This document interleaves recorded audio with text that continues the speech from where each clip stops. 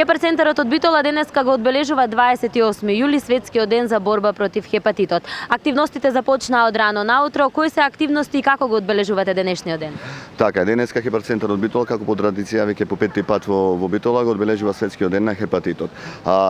Утрово започнавме со крводетелска акција и бесплатно тестирање за хепатит С, каде што стварно сме задоволни, имавме доста голема посетеност во тој дел.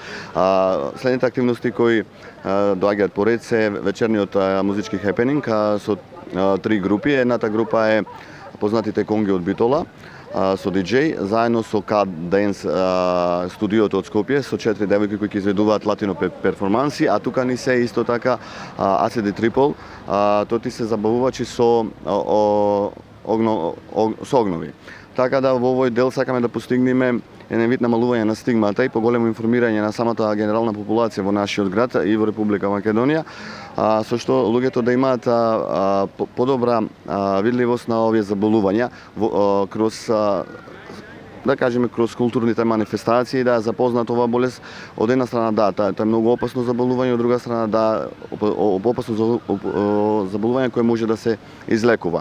Колку се запознати луѓето со оваа болест и знаеме дека превенцијата е најдобриот лек кога е во прашање борбата против хепатитот. Колку се запозна и со превентивните мерки, но и со болеста како го видите? Дефинитивно дека превенцијата се зголемува, а посебно во нашиот град, а исто така на републичко ниво. Можам да кажам дека со изминатиот период, со настапите и активностите кои ги овозможува Хепар-центар Битола, дали на локално или на национално ниво, забележано е зголемување на успехот во тој дел. Младите доста се запознати, се надеваме дека во иднина нема да доаѓа до зголемување на овој број, а превентивата, како што кажав, дефинитивно е најдобриот можен начин како да се спречат овие заболувања, бидејќи пред се кога знаете дека овие заболувања може да коштаат доста многу, без разлика дали тие се лекуваат или не, тоа за нашиот систем представува еден огромен терет и ќе представува во иднина. И затоа пред се обрнуваме поголемо внимание на превентивата. Во тој дел можам да кажам, како пример, дека во моментот имаме двајца млади пациенти. Тоа е млада пациентка од Скопје со 26-7 години и млад дечко пациент со 36-7 години. Двајцата пациенти доаѓаат од генерална популација, не се во ризична категорија на граѓани, така да за препастува фактот дека луѓето се недоволно информирани во тој дел за скрининг и затоа посветуваме сега поголемо внимание да секој граѓанин барем еднаш во идниот период да може да се тестира стрикно наменето само за овие заболувања, бидејќи кај нив се открија доста касно и сега имаме голем проблем. Последиците од овие заболувања кај нив предизвикаја хепатоцелуларен карцином и декомпензација на црниот дроб, што е потенцијален ризик за трансплантација. Во моментов се одвива постапка пред Фондот за здравствено осигурување. Ова прилика ќе искористиме и можноста да апелираме да се забрза таа постапка. Не дека е закасната, но се надеваме што побрзо ќе се реши, бидејќи двата млади животи зависат од таа трансплантација. Сега можеме да заклучиме колку ќе коштаат тие две трансплантации, колку луѓе можат да бидат третирани со тие средства. Затоа апелираме луѓето што почесто да прават скрининг. Со тоа ќе може да детектираат ова заболување и да преземат по соодветни мерки многу порано.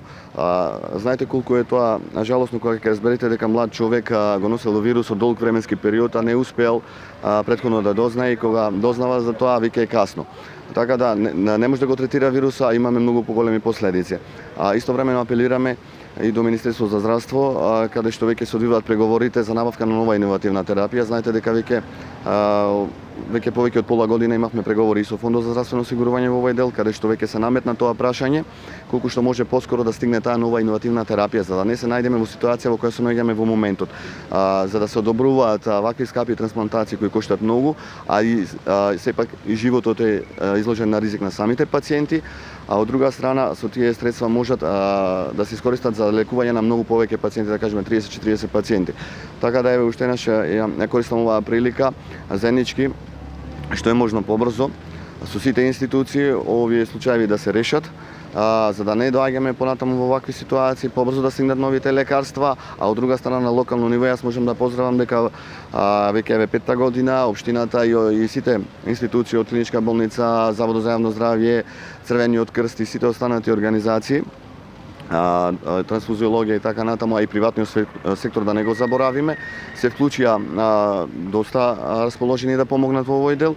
така да имаме една свест развиена во тој дел да најдовме големо разбирање за да се помогне пред се во делот на превентивата во кој што спаја тој дел на локална самоуправа и на локалните институции. Така да, тоа е голема благодарност до нив. Секоја година голем дел на јавни личности се дел од кампањата за борба против хепатитот, кој се е вклучен оваа година. Така е, оваа година имаме исто доста голем број на познати личности од јавниот живот во Република Македонија. Кампањата уште од пред месец дена е започната, се вика Show Your Face, значи покажете го вашето лице, дека не се плашите да кажете за ово заболување, така да се апелира до сите личности, а во таа група на личности кои ја поддржава кампања се групата Нокаут. Знаете дека и сам имавме голема промоција на нивниот концерт, кога го најавивме светскиот ден на хепатитот во Хераклеја пред, не знам, има неполна недела. Потоа ни дојде голема поддршка од Барселона, исто така од Кире Лазаров, морам да кажам, кој за прв пат се вклучува во оваа акција и голема благодарност до него. Од друга страна ги имаме Катрина Ивановска, Митко С. Апостоловски, имаме Биба Додева, имаме Виолета Томовска, имаме Владко Илиевски и за прв пат исто така во ваква ситуација се вклучува Гаро Тавитјан.